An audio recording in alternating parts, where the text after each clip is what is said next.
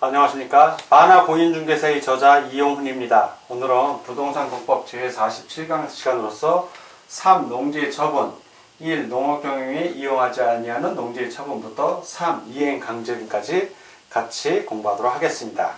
먼저 첫 번째, 농업경영에 이용하지 아니하는 농지의 처분에 대해서 알아보겠습니다. 자, 농업경영에 이용하지 아니하는 농지는 언제 처분해야 되냐? 1년 이내에, 자, 1년 이내에 해당 농지를 처분해야 합니다. 처분해야 합니다. 보겠습니다. 농지 소유자는 다음의 어느 하나에 해당하게 되면 그 사유가 발생한 날부터 1년 이내에 해당 농지를 그 사유가 발생한 날 당시 세대를 같이 하는 세대원이 아닌 자에게 처분하여야 한다. 즉 같이 사는 가족이 아닌 다른 제3자에게 처분하라는 얘기입니다. 그 내용을 보면 1번부터 8번까지 나오는데 암기하기 쉬우라고 제가 한번 중요 글자 한번 짜봤습니다. 제설학주, 제설학주, 그 다음에 전협축조 한번 끊어 있고요. 전협축조, 그리고 거제. 자, 하나씩 보겠습니다. 재는 요 자연재해입니다. 자연재해. 자, 1번. 자연재해. 소유농지를 자연재해, 농지 개량, 질병 등 정당한 사유 없이 자기의 농업경영에 이용하지 아니하거나 이용하지 아니하게 되었다고 시군구청장이 인정한 경우. 자, 두 번째는 설은 설립입니다. 설립. 자, 두 번째. 농지를 소유하고 있는 농업회사 법인이 설립 요건에 맞지하게 아니하게 된 후 3개월, 설립 요건에 맞지하게 아니하게 된 후 3개월이 지난 경우, 3개월이 이제 지난 겁니다. 3개월이 지난 경우. 자, 세 번째는 학은 학교입니다. 학교. 자, 3. 학교, 공공단체 등으로서 농지를 취득한 자가 그 농지를 해당 목적 사업에 이용하지 아니하게 되었다고 시, 군, 구청장이 인정한 경우. 자, 네 번째, 주입니다. 주. 주는 주말이에요. 주말. 주말하고 체험영농. 예.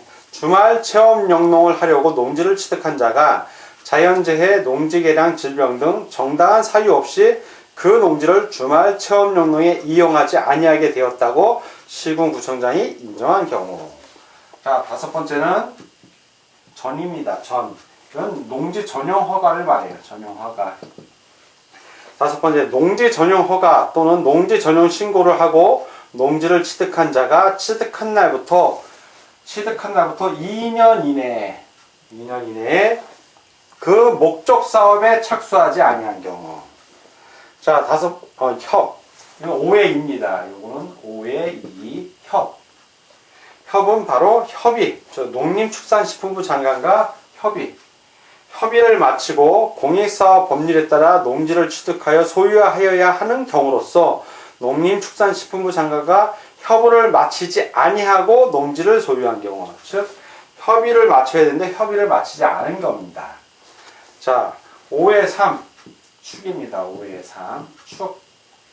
축은 공공토지 비축심의위원회예요. 비축심의위원회.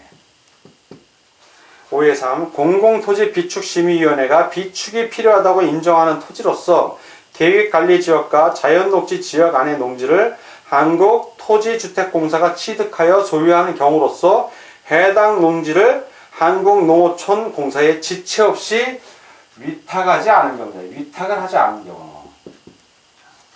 자, 이제 여섯 번째 초입니다. 초. 여섯 번째 초. 이건 초과예요. 초과. 뭐냐면 농지 소유 상한을 초과하여 농지를 소유한 것이 판명된 경우. 이 경우 농지 소유 상한을 초과하는 면적에 해당하는 농지를 말합니다. 농지 소유 상한 이내에 있는 농지는 처분하지 않아도 된다는 얘기입니다. 7. 이제 거는 거짓. 거짓입니다. 7. 거짓이나 그 밖에 부정한 방법으로 농지 취득 자격증명을 발급받아 농지를 소유한 것이 판명된 경우. 자, 여덟 번째. 재입니다. 재는 자연재해를 말해요. 자연재해, 농지개량, 질병 등 정당한 사유 없이, 이러한 사유 없이 농업경영계획서 내용을 이행하지 아니하였다고 시장, 군수, 구청장이 인정한 경우입니다. 그래서 1년 이내에 처분하여야 하는 경우는 대부분 특별한 사유 없이 농지를 농업경영에 이용하지 않는 경우에는 처분해야 됩니다. 자, 이렇게 이러한 처분 대상이 된 경우에는 누가 농지 처분을 하라고 통지한다? 자, 이 경우. 자, 농지 처분 통지 누가 한다? 시장, 군수, 구청장이 농지를 처분하라고 통지합니다. 알려줘야죠.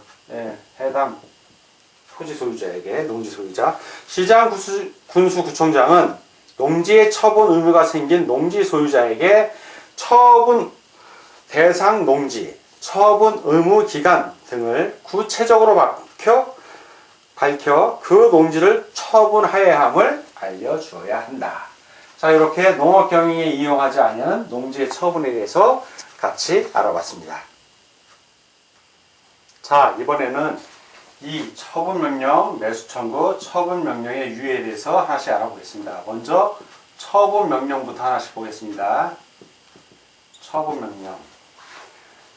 시군구청장이 처분명령을 하는데 처분 의무 기간이 지난 후 6개월 이내에, 자, 6개월 이내에 명령을 합니다. 시장, 군수, 구청장은 처분 의무 기간, 즉 사유 발생일부터 1년 이내입니다. 처분 의무 기간에 처분 대상 농지를 처분하지 아니한 농지 소유자에게 6개월 이내에 그 농지를 처분할 것을 명할 수 있다. 즉 처분 사유가 발생을 합니다. 발생을 하고 이 발생한 날이 있으면 이때로부터 1년 요 이내에 처분을 해야 돼요. 그 농지를 처분을 해야 되는데 처분을 안 하면 1년이 지난 날부터 6개월 요 이내에, 자, 6개월 이내에 누가? 시장, 군수, 구청장이 처분을 명하는 겁니다. 명령을 하는 겁니다. 강제로. 자, 이렇게 처분 명령을 하고요. 시장, 군수, 구청장이. 두 번째는 이제 매수 청구입니다. 매수 청구. 자, 매수 청구. 이게 뭐냐면 처분 명령 시 농지 소유자가 팔려고 그러는데 팔 때가 마땅치가 않을 수가 있어요. 자, 이럴 때는 농지 소유자가 누구한테 매수 청구한다? 요 매수 청구는 농지 소유자가 누구한테 매수 청구한다? 한국농어촌공사입니다. 한국농어촌공사. 여기다가 매수 청구를 할 수 있다는 얘기입니다. 한국농어촌공사에게. 그 매수 금액은 한국농어촌공사는 공시지가 기준으로 해당 농지를 매수할 수 있습니다. 매수 청구할 때 그 공시지가 기준. 공시지가를 기준으로. 예. 세 번째, 인근 지역의 실제 거래 가격이 공시지가보다 낮은 경우. 자, 공시지가를 기준으로 하는데 공시지가보다 낮대. 그러면 실거래 가격을 기준으로 매수할 수도 있습니다. 더 싸게 매수한다는 얘기예요. 자, 요 세 번째 처분 명령의 유예. 자, 처분 명령의 유예. 유예니까 좀 기다려준다는 얘기입니다. 자, 유예 기간은 시장, 군수, 구청장은 처분 의무 기간이 지난 날부터 3년간. 자, 이 기간은 3년이에요. 3년간 처분 명령 유예를 할 수 있습니다. 자, 근데 이 유예를 하는데 사유가 있겠죠. 어떤 사유인지. 자, 이유가 있어야 유예를 해주죠. 첫째, 해당 농지를 자기의 농업 경영에 이용하는 경우. 자, 농업에 직접 이용하는 거예요. 농업 경영에. 농지 소유자가 자기 스스로 자기의 농업 경영에 이용하는 경우. 또 하나는 한국농어촌공사 등과 해당 농지의 매도 위탁 계약. 매도하는 거를 위탁한 거예요. 위탁 계약을 한 경우. 한국농어촌공사 등에. 자, 이런 경우에는 3년간 처분 명령을 유예할 수 있습니다. 자, 그런데 3년이었고 그 사유 이제 세 번째. 유예 기간 중에 사유가 없어졌어. 자, 유예 기간 중에 사유가 없어졌습니다. 예를 들어서 보겠습니다. 시장, 군수구청장은 처분명령을 유예받은 농지 소유자가 처분명령 유예 기간에 유예 사유에 해당하지 아니하게 되면, 자, 사유에 해당하지 아니하게 되면 지체 없이, 바로죠, 바로 지체 없이 가치 없이 그 유예한 처분명령, 이 처분명령 있죠? 이 처분명령을 다시 내려야 된다는 얘기다. 처분명령을 내려야 한다. 자, 네 번째. 유예기간 경과 시에는, 자, 유예기간이 경과가 있어요. 유예기간이 경과하면 어떻게 될 것인가? 사유가 있는 상태에서 유예기간 경과합니다. 그러면 처분 의무는 소멸합니다. 의무가 없어져. 소멸합니다. 보겠습니다. 농지 소유자가 처분명령을 유예받은 후 처분명령을 받지 아니하고 그 유예기간이 지난 경우에는 처분명령이 유예된 농지에 그 처분 의무만 없어진 것으로 본다. 즉, 이 사유가 있었어요. 자기의 농업경영을 계속 했어. 근데 3년이 넘어가도록 계속해. 그러면 그 의무, 처분할 의무가 소멸한다는 얘기입니다. 자, 이렇게 그 2번 처분명령, 매수청구, 처분명령의 유예에 대해서 같이 알아봤습니다.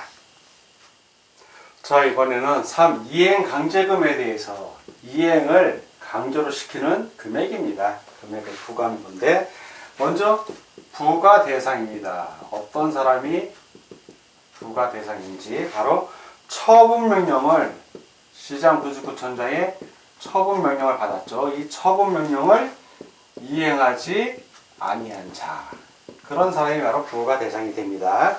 자, 그러면 누가 부과하나? 이 부과권자는 바로 처분명령을 내린 사람이죠.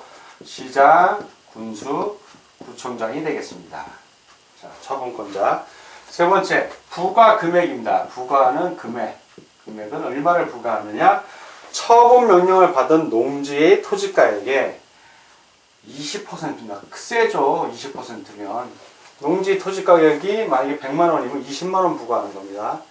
1000만 원이면 200만 원이고요. 무척 셉니다. 네 번째, 부과 대상에서 제외되는 정당한 사유입니다. 자, 제외되는 정당한 사유 두 가지가 있죠. 첫째, 한국농어촌공사에 매수를 청구하여 협의 중인 경우, 바로 매수 청구해서 협의하는 중이에요. 협의하는 경우. 두 번째, 법률 또는 법원의 판결 등에 따라 처분이 제한되는 경우, 판결, 법률 이런 거에 의해서 처분이 제한되는 경우입니다. 자, 다섯 번째 이제 부과 절차입니다. 어떠한 절차를 밟아서 부과가 되는지. 먼저 문서. 자, 문서로서 미리 문서로 부과한다고 뜻을 알리는 겁니다. 알립니다. 부과한다는 뜻을 알려요. 자, 그러면은 의견 제출 기회, 의견을 제출하는 기회를 부여합니다. 미리 문서로 알리고요. 의견 제출 기회를 부여합니다. 먼저 미리 문서로 알린다는 얘기는 뭐냐면, 시장군수구청장은 이행강제금을 부과하기 전에 이행강제금을 부과 징수한다는 뜻을 미리 문서로 알려야 합니다. 문서로. 자, 두 번째, 의견 제출 기회를 부여합니다. 시장, 군수구청장은 10일 이상의 기간을 정하여, 이게 10일 이상입니다. 10일 이상의 기간을 정하여 이행강제금 처분 대상자에게 의견 제출 기회를 주어야 한다. 자, 그리고 나서 문서로 부과합니다. 자, 문서로 부과. 자, 이행강제금 부과하는 거예요. 문서로. 시장, 군수구청장은 이행강제금을 부과하는 경우 이행강제금의 금액, 부과 사유, 납부기한, 수납기간, 이의제기 방법, 이의제기 기간 등을 명시한 문서로 하여야 한다. 자, 이 부과 방법. 시장, 군수구청장은 최초로 처분명령을 한 날을 기준으로 하여 그 처분명령이 이행될 때까지 이행강제금을 매년 몇 회 1회. 자, 이 문서로 부과하는데 매년 1회. 예, 매년 1회. 부가 징수할 수 있습니다. 자, 이렇게 문서로 부과하면 이의가 있을 수 있잖아요. 본인이 무슨 어떤 정당한 사유가 있는데 시장, 군수구청장이 미리 모를 수도 있고요. 그러면 이때는 이의 제기를 합니다. 이의 있습니다. 똑같아요. 이의 제기. 자, 이의 제기. 이행 강제금 부과 처분에 불복하는 자는 처분 고지를 받은 날부터 며칠 이내? 30일 이내에. 자, 30일 이내에 시장, 군수구청장에게 이의를 제기할 수 있습니다. 자, 이러한 과정을 거치고요. 강제금을 부과 처분을 고지받은 날부터 30일 이내에 이의제기를 하지 아니하고 이행 강제금을 납부 기한까지 내지 아니하면 시장군수구청장은 지방행정제재 부과금 등의 징수에 관한 법률에 따라 징수합니다. 즉 강제 징수한다는 얘기입니다. 그리고 어떤 경우에 이제 부과를 중지하냐? 시장군수구청장은 처분명령을 받은 자가 처분명령을 이해하면, 자, 처분명령을 했는데 이행을 했어요. 자, 이행을 하면 새로운 이행 강제금을 부과는 더 이상 하지 않습니다. 즉시 중지합니다. 다만 이미 부과한 건 어떻게 하냐? 그거는 징수합니다. 그래서 처분명령을 이해하면 새로운 이행 강제금의 부과는 즉시 중지하되 이미 부과된 이행 강제금은 징수하여야 합니다. 자, 이렇게 이행 강제금에 대해서 알아봤습니다. 자, 오늘은 부동산공법 제47강 시간이었고 3. 농지 처분에 대해서 같이 공부하였습니다. 오늘 공부하느라고 수고 많으셨습니다. 다음 시간에 뵙겠습니다. 감사합니다.